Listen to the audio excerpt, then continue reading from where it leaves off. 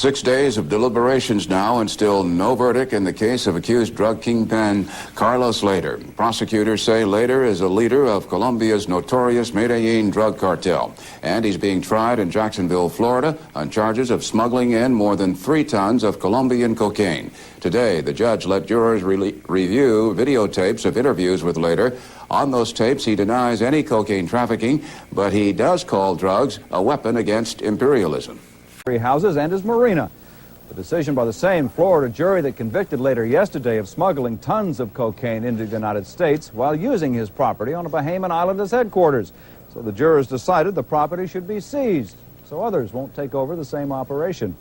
In Florida tonight, the case of a reputed big-time international drug trafficker who didn't get away is now in the hands of a federal court jury. Bruce Hall is there.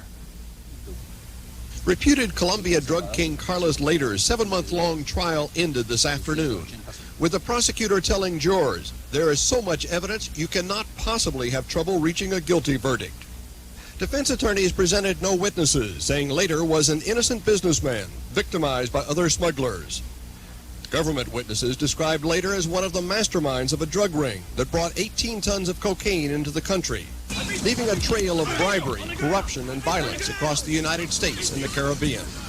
Prosecutors say Lehder pioneered the use of planes to smuggle huge loads of cocaine into the U.S. Andy Barnes flew cocaine-filled planes for Lehder, including this one, which crashed near Lehder's Island in the Bahamas. It's like he's the one that kicked the stone off the mountain that started the avalanche as far as what the problems we have right now with crack and the huge increase in cocaine use and deaths and everything else. Government witnesses said Lehder paid Bahamian officials protection money so he could use this island as his base of operations. Federal prosecutors are now secretly presenting evidence to a grand jury, seeking indictments against several Bahamian officials, including Prime Minister Lyndon Pendling. I say that any indictment by any grand jury anywhere in America would be a gross miscarriage of justice and a serious breach of faith on the part of the United States government. This is part of an expanding U.S. effort to reach into foreign governments to bring to trial those involved in the movement of drugs. However, some authorities disagree on its effect. It's absolutely important and essential that we be able not only to indict these people, but to convict them and to see to it that they get a long prison term. Leaders' arrest and leaders' prosecution and leaders being jailed will stop nothing, in my view. Too much money. The market is too big. After deliberating 5 hours, the jurors said tonight they need more time to reach a verdict. Deliberations will resume in the morning. Bruce Hall, CBS News, Jacksonville. In the Florida trial of a billionaire Colombian drug dealer, Carlos Lehder was accused of smuggling cocaine by the ton into the U.S. Bruce Hall was in the courtroom for the case of the drug cartel kingpin finally forced to face justice. After struggling for a week to reach a verdict, several members of the jury were in tears as they returned their decision in the trial of Colombian drug lord Carlos Lehder. Their verdict made a strong statement. On count 1, conspiracy to bring drugs into the United States, guilty. On 9 specific drug charges, guilty. On the main charge, conducting continuing criminal activities, which carries a mandatory 10-year to life sentence, guilty. This is a victory for the good guys, and by the good guys I mean the American people. This is truly a major victory in the war on drugs. Mr. Lehder fully intends to appeal this verdict. And we're fully convinced that when the dust settles after this trial is over, that he'll be awarded a new trial. This trial was not a fair trial. Carlos Lehder believed that he could act with impunity, that he could find safe haven, and in fact, he didn't find safe haven. The extradition process worked. In the 1970s, Carlos Lehder developed one of the largest drug transportation systems in South America, pioneering the use of airplanes to smuggle more than 18 tons of cocaine into the United States. He called it his duty to his country to haul cocaine. Half the people in Colombia made a living directly or indirectly from cocaine. The Lehder verdict now may be used to expand the fight against international drug trafficking. I think now you have a government that is more willing to go after some of the international drug dealers heretofore who we seem to kind of look the other way. And the next target may be the Bahamas Prime Minister Lyndon Pinling. There was testimony in this trial that Pinling received at least $5 million to let drug traffickers use some of the Bahamian islands. Federal prosecutors say they will recommend that Carlos Lehder be given a sentence that will ensure he is never eligible for parole.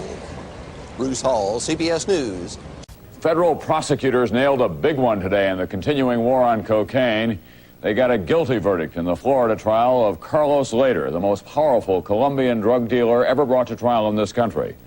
NBC's Brian Ross has been on the trail of Lehder for a long time, and tonight he describes the significance of this conviction and the challenges still before U.S. narcotics officials. The jury of 8 women and 4 men deliberated for 7 days under extraordinarily heavy security after former Miami policemen working for Lehder were spotted following jurors to their homes. Just before noon today, the jury returned its verdict, finding Lehder guilty on all 11 counts of drug smuggling involving more than 3 tons of cocaine smuggled into Florida and Georgia. In his closing argument, the U.S. Attorney, Robert Merkel, holding up one of Lehder's submachine guns and standing next to a cart loaded with cocaine, said Lehder had built his drug empire on a Bahamian island, Norman's Key, using violence and corruption. More than 100 witnesses testified against Lehder, including one of Lehder's most important drug pilots, Andrew Barnes. We could fly out of Norman's Key with a load of coke back then and be almost 100% guaranteed of flying straight into the U.S., no matter how he did it, without being tailed. Some of the most damaging evidence against Lehder came from Lehder himself, a flamboyant and erratic personality who admired Adolf Hitler and who talked openly about his drug activities in this 1985 interview in the jungles of Colombia, at a time when Lehder had allied himself with leftist guerrillas. Cocaine and marijuana has become a revolutionary weapon against American imperialism. And the jury was shown films that the Colombian drug boss had made at his Bahamian drug base, the remote island of Norman's Key, which Lehder tried to pass off as a jet-set resort. The prosecutors even produced a photograph of Lehder snorting cocaine on Norman's Key. It took 6 years and millions of dollars to capture Lehder, bring him to trial, and convict him. But today's conviction is not likely to do much to really disrupt the huge cocaine business. 5576. Authorities say the well-protected cocaine smuggling routes that Lehder pioneered through the Bahamas are still being used to smuggle tons of cocaine into this country. But Prosecutor Merkel says the verdict sends a message to the other drug bosses in Colombia. This has got to shake them a little bit. It's got to shake them a lot. And it will disrupt their peace of mind, certainly, if not their actual logistical a method of transporting cocaine, because they're going to be looking over their shoulder, and they know that we're coming after them. Lehder's lawyers say they will appeal, but with today's verdict, the most important Colombian drug boss ever put on trial now faces the prospect and the possibility of spending the rest of his life in an American prison. Tom? Brian, shaking the peace of mind of the drug smugglers is one thing, but what's happening down there in the meanwhile to the drug production? Tom, it's still boom time in Colombia for the bosses in Medellín who have left Carlos Lehder behind. They're doing just fine. There are now an estimated 250,000 new acres of coca leaf under cultivation in Colombia. The only problem they have down there now is finding enough pilots to get the drugs up to this country. All right, thank you very much. Brian Ross in Washington tonight.